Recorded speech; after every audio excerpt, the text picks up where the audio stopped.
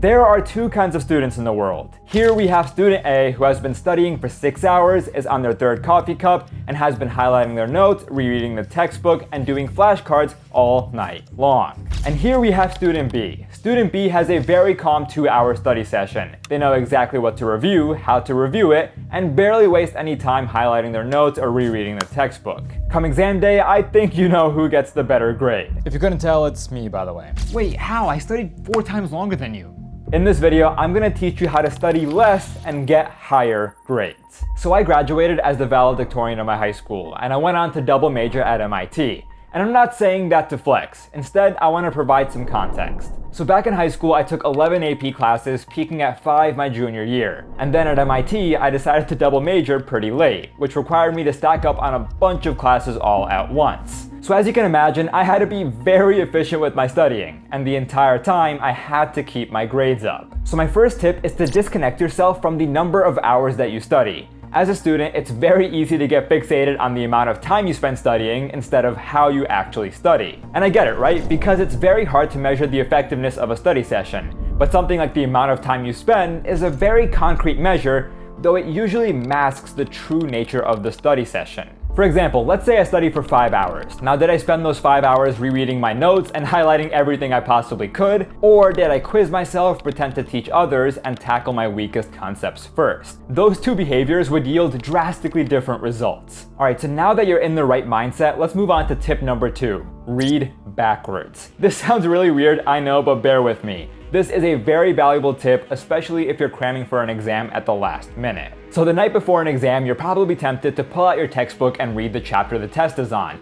But there's a problem. The chapter is probably very long and you don't have enough time. So what you're instead gonna do is start at the end of the chapter. You're gonna start by looking at the chapter summaries and the key points, and then work your way to the beginning. And now that you're back at the start, you're still not gonna read the chapter normally. You're gonna do what I like to call a first pass. You're gonna look at all the headings, all the charts, all the bolded terms, all the colorful boxes to get a high-level understanding of what the chapter is about. But of course, you're still missing some of the key details. So now you're gonna do a second pass. And no, you're still not gonna read the chapter normally. Instead, you're gonna go section by section and read the first paragraph, skim the body paragraphs, and read the last paragraph. So now after the second pass, you should have a decent understanding of what the chapter is about.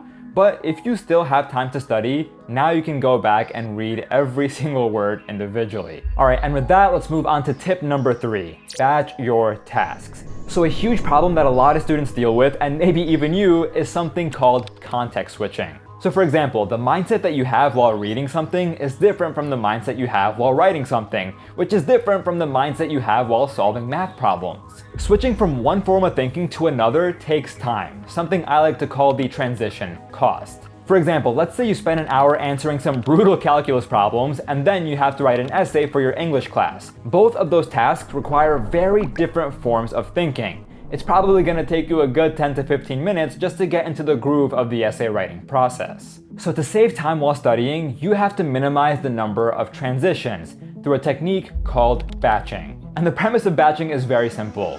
You're going to group together similar tasks and tackle them together. So for example, instead of doing some math problems, then an English essay, then some science problems, and then a history essay, you're instead first going to do the math and science problems first together, and then you're gonna do the 2 essays. This way you only have 1 mental transition instead of 3. Now I use batching all the time. In fact, I'm using it right now. Once I finish filming this video, I'm gonna go ahead and film another one because I already have the light set up, I have the camera set up, I have the background set up. If I were to film these videos at separate times, I would just waste time taking everything down and then putting it back up. Oh, and I have another quick tip for batching tasks. Once you batch your tasks, you might notice that within a batch, different tasks have different degrees of difficulty. I always recommend that you tackle the easiest task first within any given batch. This way, it's much easier for you to transition into that new mental state that you might need to be in. So for example, if you batch together a bunch of writing tasks, like write an essay, work on a presentation, and write a discussion post, you should probably do the discussion post first because that'll take the least amount of effort. And then you can follow this up with the outline and then the essay. Tip number 4 is to give yourself constraints. Now, one of the easiest ways to spend less time studying is to give yourself less time to study. And no, I'm not being facetious, I'm 100% serious. So there's an old adage called Parkinson's Law that goes as follows.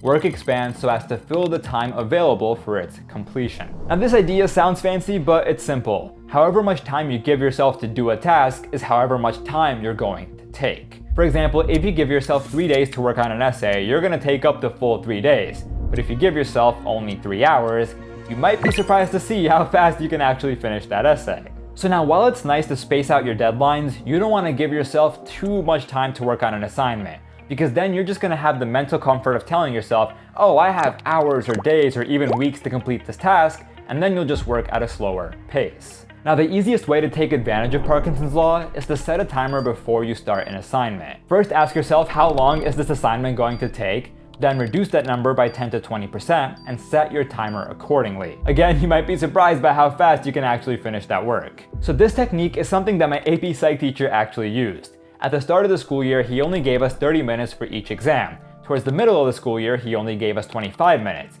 And then towards the end of the school year, he only gave us 20 minutes. Now, believe it or not, by the end of the school year, most students were able to finish the exams even when only given 20 minutes. I remember at the start of the school year, he told us he was gonna do this and we all thought that it was nuts, but turns out he was onto something. DeMarco, if you're watching this, shout out to you. You helped me learn how to take tests effectively. All right, and my next tip is to leverage AI. Now, one of my favorite ways to cut down on study time is to use AI tools like Grammarly, who's the sponsor of this video. So many of you know Grammarly as a spelling and grammar tool, but do you know that it does way more than that? Let's say you have to write an essay. You're staring at the prompt but have no idea what to write about. This is where Grammarly can help. Just open up Grammarly and ask it to help you to brainstorm topics. Then tell Grammarly what your essay is about, and almost instantly it'll give you a handful of topic ideas. Oh, and it doesn't stop there. Once you have your topic, Grammarly can also help you draft a research plan and even give you an outline. Now, once you have the outline, you start writing your essay, and along the way, Grammarly ensures that your writing is clear and concise. It'll check for common grammar mistakes like passive voice, subject-verb disagreement, and misplaced modifiers. But it'll also analyze your piece as a whole and provide suggestions for cohesion, flow, and tone.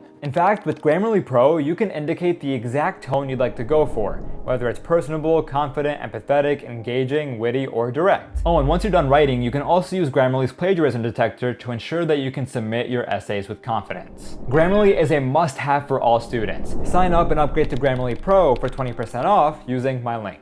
And now, back to the video. So tip number 6 is don't idle. And this again comes from my AP Psych teacher. So while you're working through an exam or doing some homework problems, you are inevitably gonna come across some problems that stump you. And I'm not talking about problems that are just a little bit challenging. I'm talking about problems that you legitimately do not know how to answer no matter how hard you try. Now, the best thing that you can do in this scenario is to swallow your ego and move on. And this was a huge issue for me back in school. If I had spent 20 or 30 minutes trying to solve a problem, I would feel terrible if I moved on without figuring out the answer. But this ties into a psychological phenomenon known as the sunk cost fallacy. Now, if you're not familiar with the sunk cost fallacy, it is the phenomenon whereby a person is reluctant to abandon a strategy or course of action because they have heavily invested in it, even when it's clear that abandonment would be more beneficial. In other words, just because you've put a lot of time and effort into solving a problem that's going nowhere, does not mean that you need to waste even more time. In most cases, you're better off tackling other problems first and then coming back to the ones that stumped you. And this requires being comfortable answering things out of order. So if you're doing a homework assignment, maybe you answer the last problems first and the middle ones, and then make your way to the start. And if you're working through an exam, the same principle holds. Don't ever feel compelled to answer all of an exam's questions in order unless they build upon each other. Just try to find a foothold somewhere, work off that, and then tackle everything else. So tip number 7 is to do mindless work first. So there are two kinds of tasks. You have fixed tasks and then you have variable tasks. Fixed tasks are usually mindless work, like working on flashcards or trying to find images for a presentation. Variable tasks usually require more mental energy. For example, writing an essay or brainstorming ideas for a group project. Now, you should do your fixed tasks first, and here's why. So this bar represents the amount of time that you have for studying. If you drop in your variable tasks first, they're going to follow Parkinson's Law. In other words, they're going to inflate and take up all of your available time, and now you won't have time to fit in your fixed tasks. Now, fixed tasks, on the other hand, don't inflate like variable tasks. Something like create 20 flashcards is always going to take the same concrete defined amount of time. So by doing your fixed tasks first, You create a constraint for your variable tasks. So when you drop them in, yes, they're going to inflate again, but this way you manage to fit everything. So this is a concept that's much easier to understand visually, and shout out to my editors who I know have done an amazing job showing you how it works. Oh, and by the way, this is a concept that I came up with and have been following for years. Let me know in the comments how you feel about it and if it makes sense. Because I'm down to craft more productivity rules, but I just want to make sure I don't sound like I'm crazy up here. Okay, and the 8th and final tip is to tag your notes. So students waste a ton of time rereading notes. I have wasted a ton of time rereading my notes. And this is usually because in the days leading up to an exam, we don't really know what to focus on. We just tell ourselves, oh my god, there's an exam coming up for Unit 3, time to read everything I have about Unit 3.